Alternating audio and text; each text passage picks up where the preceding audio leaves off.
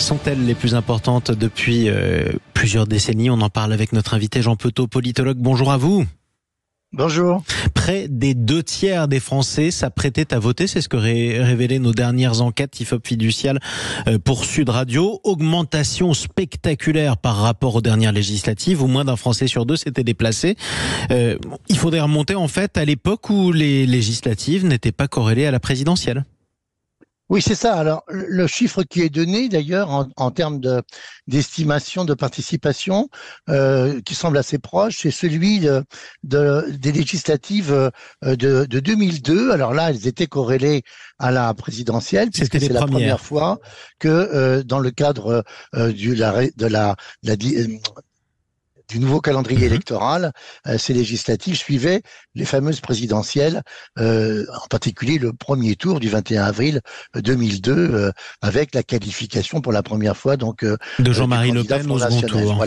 Voilà. Alors, et pour vous donner une idée, alors un chiffre qui remonte bien dans le temps, en 1962, ça a été la première dissolution de l'Assemblée nationale par le général de Gaulle, application de l'article 12, consécutivement à la motion de censure qui avait renversé le gouvernement Pompidou. C'est la seule fois d'ailleurs qu'un gouvernement a été renversé sous la Ve République, donc depuis 1958. Et là, le taux de participation n'était pas d'ailleurs aussi phénoménal que ce qu'on peut avoir en tête, il était de 68%. Ouais. Alors vous voyez, comme on est aux environs estimés à 64%, on serait presque sur un chiffre comparable. Voilà. Effectivement, on est même sur un chiffre comparable à ce qui s'est passé en 1997, la dernière fois que l'Assemblée nationale avait été dissoute et que la gauche l'avait emportée, portant au pouvoir Lionel Jospin, 67,92%. Parlons maintenant de ce qui pourrait motiver les Français à voter. On a entendu dans les informations, sans revenir sur le débat électoral, on n'a pas le droit d'en parler, les forces de l'ordre craignent des débordements, tant au premier tour d'ailleurs qu'au second tour, encore plus au second tour.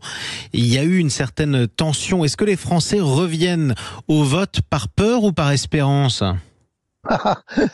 C'est difficile de sonder les cœurs. Il y a eu depuis le 9 juin un certain nombre de sondages qui ont justement interrogé les Français sur une dimension, j'allais dire presque un petit peu plus qualitative, voire presque sentimentale, au sens où on leur demandait qu'est-ce que ça vous inspire comme sentiment la dissolution. Alors il y a eu tout un certain nombre de mots. Alors toujours un petit peu compliqué d'interroger les Français sur leur proximité à tel ou tel ressenti. Bien sûr. Chacun finalement met un peu ce qu'il veut dans les mots, derrière les mots. Ce qui est certain, vous avez raison, c'est que il y avait des sentiments mêlés pour le coup, entre un peu la surprise, l'incompréhension, l'inquiétude, la peur, la joie, l'espérance. Alors, tout ça, ça constitue, j'allais dire, comme disait Maurice Chevalier dans sa chanson, d'excellents Français qui ont des réactions différentes. Oui. Exactement. Un mois pour faire campagne, est-ce que c'est suffisant pour des députés ? Est-ce que c'est suffisant aussi pour que les Français se fassent un avis ? Bah oui, c'est pas un mois, c'est un jour. Ça, c'est le plus court du délai légal contenu dans l'article 12, qui demande d'organiser des élections législatives consécutivement à la dissolution entre 20 et 40 jours. Bah oui, c'est un délai extrêmement rapide. Alors, il y avait quand même cette période des européennes, qui était aussi un temps, j'allais dire, de campagne, propice à la réflexion et au débat. Enfin, on a bien vu que même si la participation a été meilleure pour ces européennes de 2024 par rapport à 2019, on était quand même à simplement 51% de participation. Donc, je crois que l'accélération, elle est effectivement un des éléments peut-être de la mobilisation aussi. Un des éléments de cette mobilisation qu'on observe, je le rappelle, plus de 2 millions de procurations demandées par les Français. Ça ne veut pas forcément dire que les Français se mobilisent plus que ça, parce que c'est aussi une première d'avoir des législatives organisées pendant les grandes vacances. Exactement. Alors, c'est là aussi qu'il faut faire attention à ce qu'on appelle les biais d'observation, quoi. Je rappelle qu'en 2022, les élections avaient eu lieu le 12 et le 19 juin, et qu'elles étaient programmées à l'avance, oui.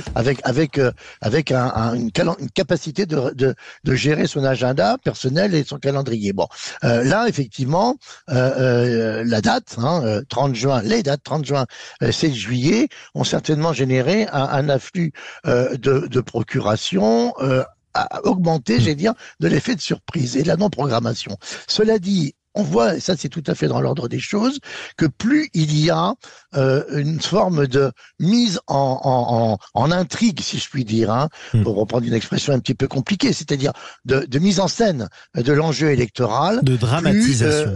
Exactement. Et là, pour le coup, c'est très bien d'ailleurs, les médias, les relais d'opinion sont des vecteurs de cette dramatisation qui participent d'une sorte d'expression démocratique. Ouais. Je voudrais juste aussi préciser qu'il y a un certain nombre d'études ou de commentaires qui, depuis des années, disent les Français se désintéressent des urnes, etc. Il faut faire très attention avec ce genre de commentaires.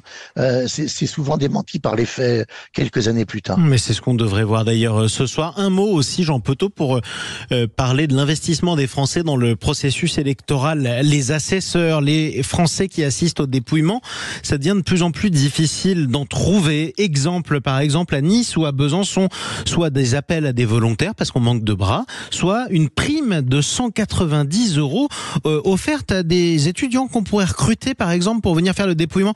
On a besoin de payer les gens maintenant pour faire fonctionner la démocratie ? Écoutez, vous allez rire, mais dans la Grèce antique, dans les cités grecques, par exemple à Athènes, à l'Agora, pardon pour la trivialité du propos militant, ça embêtait tellement, ça emmerdait tellement les citoyens grecs d'aller voter que au bout de certains nombre d'années, on les payait pour qu'ils aillent voter. Vous voyez, il y avait une sorte de prime au vote. Voilà, bon. On n'en est pas là, mais une des raisons pour lesquelles il est de plus en plus difficile de trouver des assesseurs, des personnes qui font vivre la démocratie dans les bureaux de vote, c'est qu'avant, ces contingents étaient fournis par les partis politiques qui avaient des adhérents et des militants et qui les envoyaient. Alors, souvent d'ailleurs dans l'idée de se surveiller les uns les autres. On ne sait jamais. Voilà. Or, effectivement, vous savez bien que le nombre d'adhérents des partis politiques est particulièrement chuté et donc il n'y a plus de main-d'œuvre, si je puis dire. Exactement, c'est la raison qu'il faut aller chercher. Merci pour l'éclairage. Je précise, les personnels de la fonction publique territoriale, eux, sont mobilisés, ils sont réquisitionnés, il faut les saluer parce qu'ils vont travailler 2 dimanches de suite. Voilà. Exactement, et il faut noter aussi qu'un Français sur 10, un tout petit peu moins, a modifié ses dates de départ en vacances en fonction des élections. Merci Jean Petot, politologue. On se retrouve à 19h30 ce soir pour parler de ces législatives, soirée spéciale sur les élections législatives, du moins au premier tour.